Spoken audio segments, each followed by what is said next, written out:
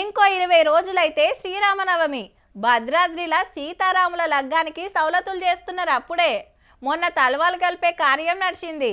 ఇక రాష్ట్రం అంతటా గుళ్ళ కాడ పందిళ్ళు వర్షుడు, దేవుళ్ళని ఎదుర్కొచ్చుడు, పెండ్లైనాక ఊరేగింపు తీసుడు మస్తు మురిపేమనిపిస్తుంది.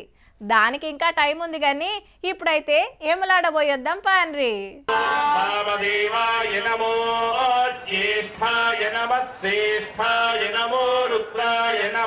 ఏములాడ రాజన్న లగ్గం మా సంబురంగా అయింది. దేవుళ్లను పల్లకిల ఎదుర్కొచ్చి పీటల మీద కూసబెట్టిండ్రు. సర్కార్ తరపున పట్టుబట్టలు తెచ్చిండు ప్రభుత్వ విప్ లోకల్ ఎమ్మెల్యే ఆది శ్రీనివాస్ సారు. ముహూర్తం టైంకు రాజన్నకు జంజమేసి జీలకర్ర బెల్లం పెట్టినాక పార్వతమ్మ మెడల పుస్తెగట్టి మనవాడిండు రాజన్న.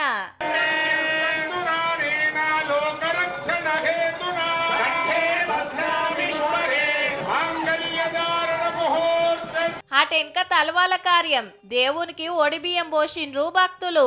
అంతటా శివరాత్రి నాడు శివపార్వతుల లగ్గమైతే ఈడ ఓలి పండుగ వెళ్ళినాక చేస్తారు.